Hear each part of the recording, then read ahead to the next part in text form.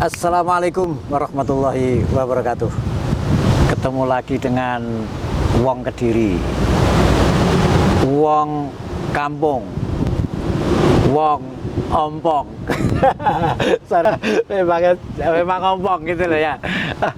Oke, kali ini saya tetap akan bahas tentang beberapa perdebatan atau materi terkait dengan perizinan. Masih berangkat dari demo warga ke Superindo, swalayan Superindo di Kelurahan Dandangan, Kota Kediri. Lokasinya itu di RT 1 RW 3, tetapi izinnya ke masyarakat atau tanda tangan masyarakat sekitar itu berada di RT 02 RW 3, jadi sebelah kali ini saya bincang-bincang sama Dr. Joko Siswanto, dosen Universitas Hang Tuah Surabaya, yang kebetulan orang Kediri. Beliau itu ahli kebijakan publik.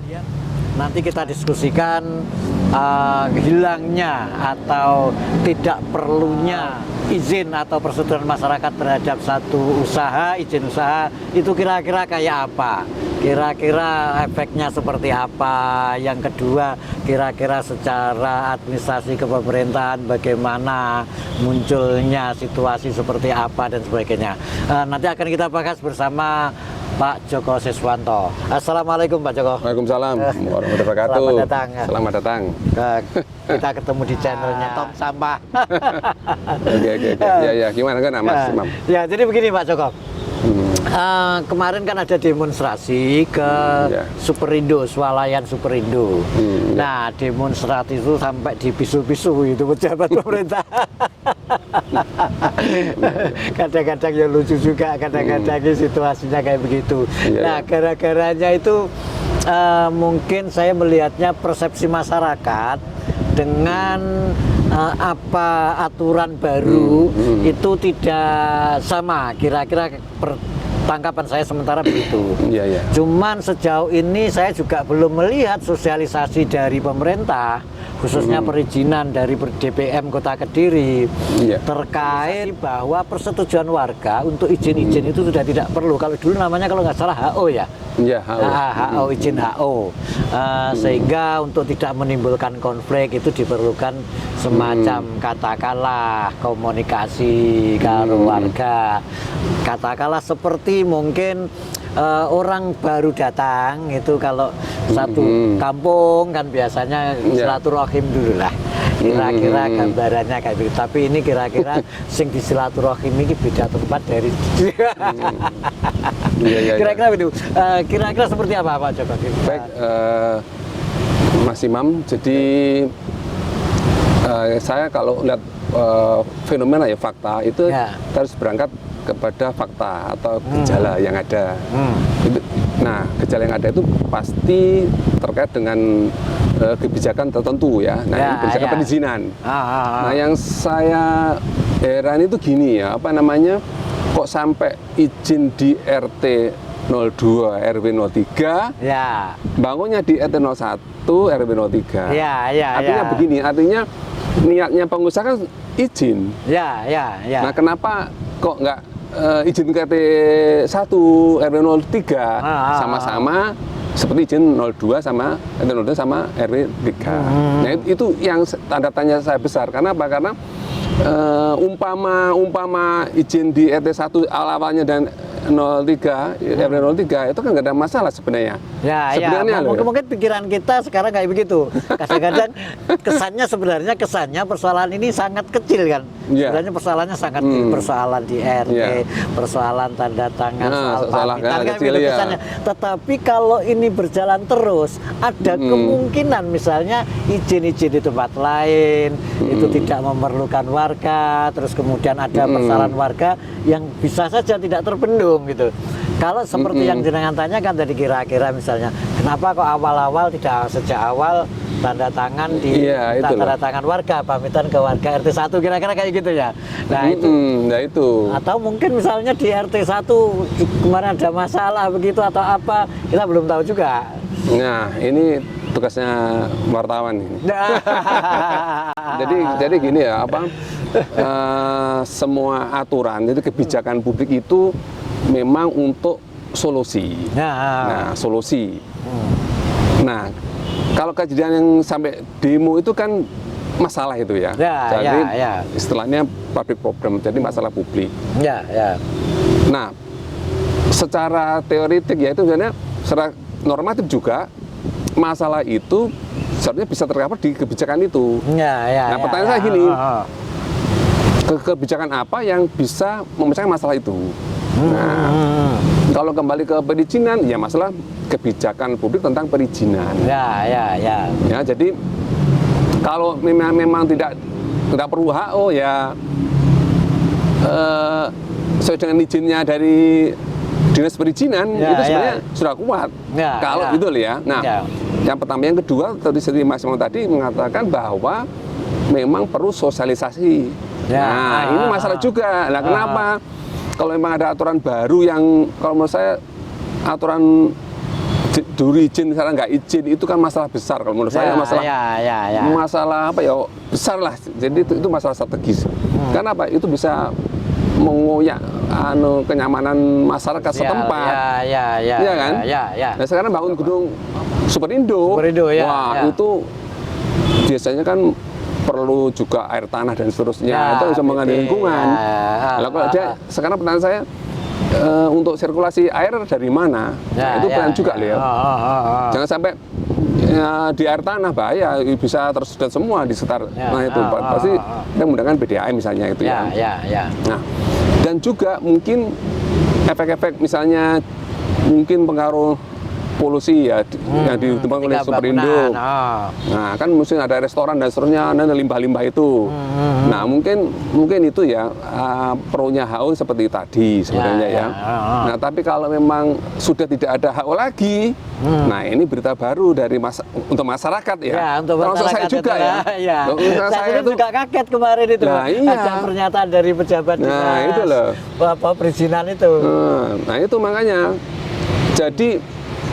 jadi hubungan negara sama rakyatnya, state dan society relationship itu sebenarnya harus dibangun setiap saat ya. Perubahan apapun harus disosialisasikan. Nah gitu ya. Nah, jadi kalau menurut saya kita melihat fakta.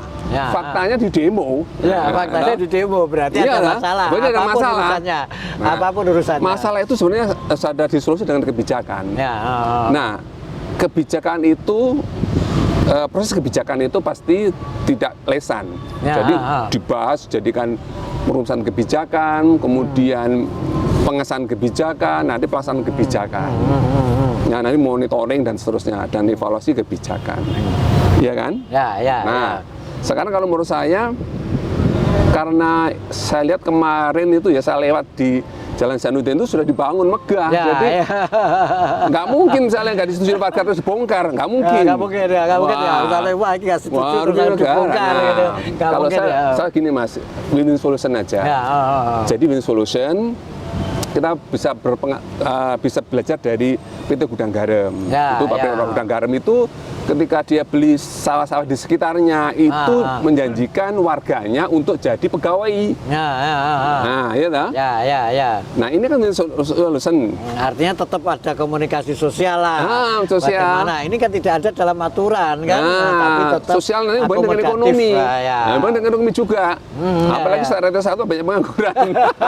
Misalnya lah ya. Jadi gini, ini kan sawah hilang, kemudian yang mau dicocok tanam sudah nggak ada. Nah, ini kan seperti sumber ekonominya dari mana? Ya dari pegawainya situ. Itu kan kira-kira gitu. Istilahnya kalau melihat saya tuh nasi sudah jadi bubur. Mau jangan nasi nggak bisa juga. Nah, terus win-win solution, sampai sama-sama enaknya, sama-sama nggak ada yang dikalahkan. Itu lebih baik mungkin ambil kebijakan. Ya nanti dikompensasi ya RT 1 mungkin bangunkan Bali RT, Bali RW, Ya, terus gitu. saudara yang menganggur jadikan pegawai Superindo, ya toh? Ya, bisa bekerja di situlah. Nah, nanti misalnya bisa saja kerjasama kos-kosan misalnya ya, kan banyak karyawan, saya yakin karyawan banyak di luar kota. Ya, Nah, di saat itu mungkin dibangunkan atau subsidi untuk bangun kamar-kamar. Nah, kan ini kan solusi baik. Sosial Harusnya terlanjur dibangun besar ya. Ya, mas anak bongkar, dirobohkan. Nah, nggak mungkin. Ya, harus terlalu besar lah. Semua itu sebenarnya kita kembali UUD, gitu, ujung-ujungnya duit. Nah, itu di ekonomi. Orang tenang, di ekonomi tenang semua.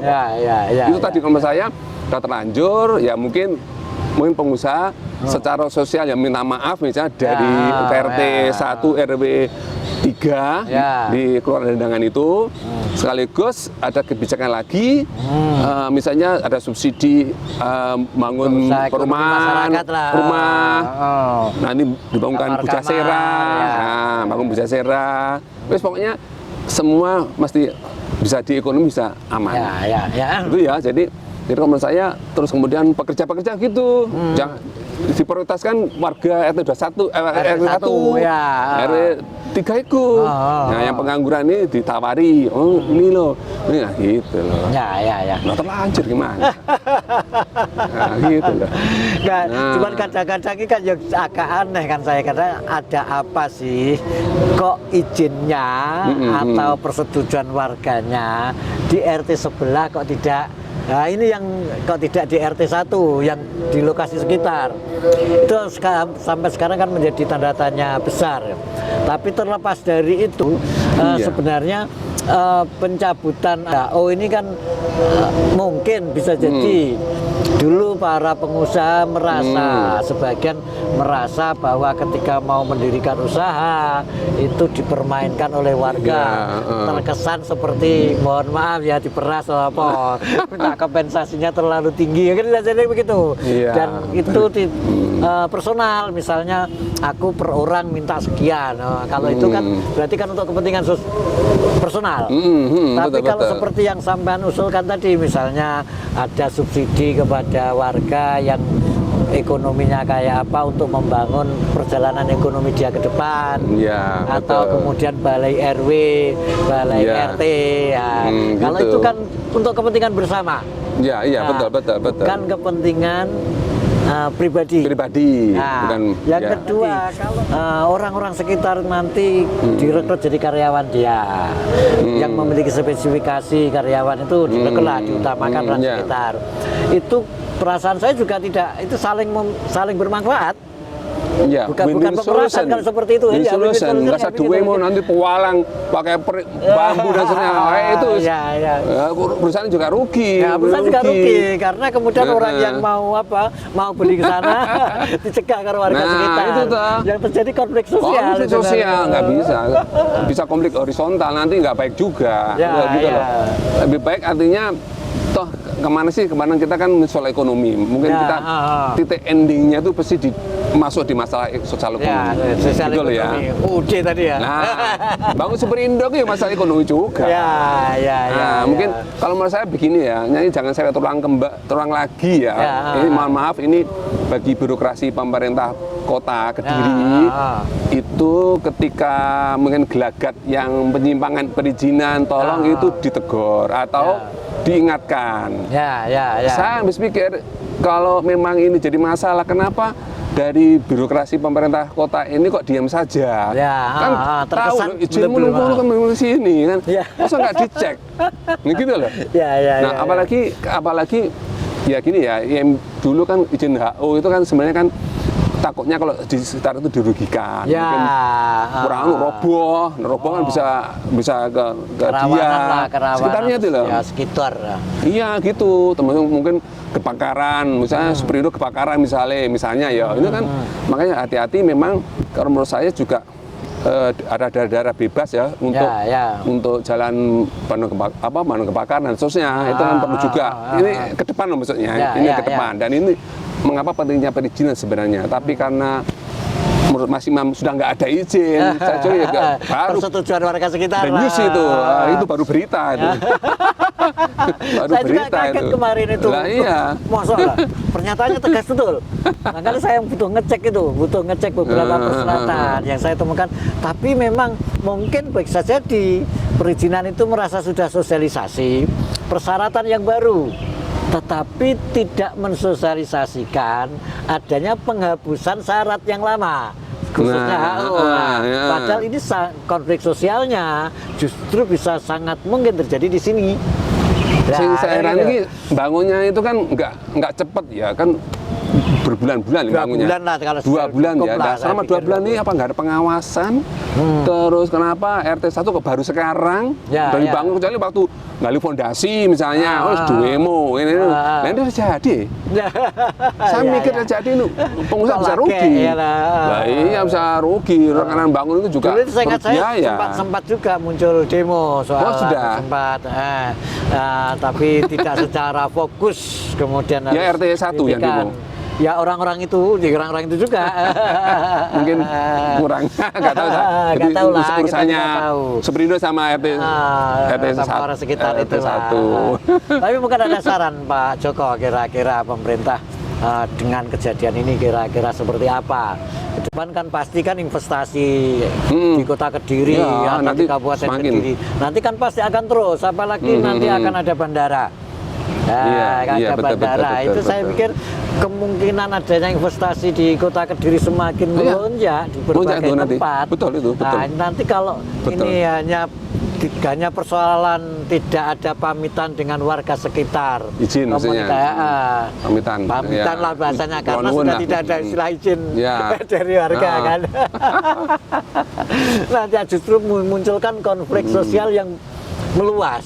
Nah, karena persepsi masyarakat sejak selama kayak begitu, kemudian masyarakat berpikiran, lah ini ada potensi kita dirugikan, kita ada potensi kita terganggu dan sebagainya. Urusan-urusan kayak begitu kan kalau tidak ada pamitan dalam tanda kutip, komunikasi sejak awal bisa jadi terjadi konflik sosial juga antara pengusaha dengan masyarakat, antara masyarakat dengan masyarakat. Terus kemudian bisa jadi kenapa pemerintah. antara masyarakat itu sing kono tak kesi, kono tak kei, kono tak kon jogo. Banyak itu kira-kira kayak apa? Jadi gini ya, itu kalau kita membalik teori yang ada ya. Ya. Maaf karena saya akademisi ya. Ya, Akademisi itu pasti konsisten terhadap teori, terhadap peraturan, terhadap empiriknya. ya, Ya, itu konsisten. Ya. Dan harus dijaga betul marwah ini karena nah kelihatannya ketika ranah ini ada masalah ketika ada demo. Mengalir kepada kenapa ada fenomena itu. Ya, ya, Nah, ya. saya tidak akan mengulas lebih jauh tentang teorinya itu. Yang penting begini. Intinya kita ini mungkin 10 tahun yang lalu kita dulu konsep government ya, itu pemerintah. Ya. Sekarang governance. Nah, governance. Nah, Ah. governance itu tata pemerintahan, tata kelola pemerintahan itu artinya melibatkan baik, iya. masyarakat dan setiap kebijakan. Oh gitu ya? Iya, itu kan governance. Oh ya. Jadi ini akibat dari gelombang demokrasi. Ya, Dulu kan semua masyarakat semua pemerintah. Ya. Nah, dia kuat pemerintah. Oh. Nah, tapi juga di teman-teman teoritik itu juga perdebatan. Karena begini, ngapain libatkan rakyat, masyarakat? Kalau pemerintah sudah bagus, good governance, good government. Nah, sayangnya karena pemerintah mohon maaf ya, pemerintah karena tidak baik itu, mohon maaf, tidak good governance dan good government, itu akhirnya nggak tahu mana yang untuk masyarakat, yang baik untuk masyarakat. Untuk masyarakat itu kadang wis gak iso bedak nih, gak iso bedakan itu bahaya itu, itu bahaya. Nah, itu ada pembelahan perdebatan itu ya. Ada satu lagi kelompok teori lagi harus dilibatkan karena demokrasi, semua kebijakan publik, karena nanti ke publik. Kepentingan apapun ada efek publiknya lah. Nah, saya tidak akan memperuncing perdebatan itu. Yang penting kita, kalau saya tak kombinasi. Kapan harus pemerintah ngejak warga dan kapan harus tidak ke warga, gitu ya. Ya. Nah, malah berarti olah rasa menyatukan ya, pikiran pejabat dan itu rasa dengan aturan kan, iya. kita. Jadi pejabat yang baik adalah pejabat yang tahu hati nurani rakyat. Ya, Itu ya. Jadi nggak usah perlu di demo, pokoknya langsung langsung diberi fasilitas. Nah, itu loh. Saya obsesi seperti ini tadi. Obsesi saya sebagai, ya maaf, ya saya sudah belajar kebijakan publik itu sudah mungkin 30 tahun yang lalu ya. Jadi saya merasa bahwa kalau saya berada di ranah kapan kita ngajak masyarakat untuk mengambil keputusan, kapan tidak. Ya. Karena kalau itu langsung dijak terus, itu juga nggak selesai-selesai. Tidak ada ujung pangkalnya. Nah iya, saya nyusun APBD, rakyat dijak nang gedung DPRD, malah rakar-rakaruan, iya dah. Cukup wakil aja sama dari Pemda. Nah gitu loh, ini contoh analogi. Nah yang terakhir saya pesan kepada masyarakat dan para pejabat ya. Untuk masyarakat saya berpesan bahwa cobalah mungkin bisa menarik hikmah dari kejadian yang kemarin itu, belajar melek literasi regulasi, tidak usah menunggu pemerintah. Jadi jangan sulut emosi, jadi jangan langsung langsung terprovokasi. Nah, itu yang pertama, yang masalah. Nah, bagi pejabat ya kita harus bisa membedakan antara pejabat dan penjahat. Mohon maaf. Pejabat dan penjahat. Ini istilah joknya politik ini. Karena memang kalau pejabat miring kiri sedikit, ya bisa jadi penjahat, ya lah. Miring kanan sedikit, sedikit bisa penjahit. Tapi kalau jejak gitu. bisa malaikat, bisa jadi malaikat. Karena gitu memang. Ya itu masih maaf sendiri ya. Tapi saya masa gini. Apa bedanya pejabat sama penjahat? Jadi pejabat itu melancarkan urusan. Kalau penjahat itu pasti membulatkan urusan. Pasti itu. Nah, itu salah. Nah, saya bulat dalam rangka melakukan kejahatan. Nah, jadilah pejabat yang bisa melayani masyarakat. Amin. Dan juga kita bisa begitu semuanya lah. Mengetahui hati nurani masyarakat. Jadi seperti dipisui itu ya misalnya saya tuh prihatin. Iya toh. Iki sing salah dipisu iki mesti enek sesuatu yang tidak beres. Yang misui juga ajane enek apa kan itu. Iya, makanya sama-sama perlu diadu. Mesti saya getem-geteme. Jadilah pejabat birokrasi yang melayani masyarakat, yang tahu hati nurani masyarakat dan tahu kebijakan.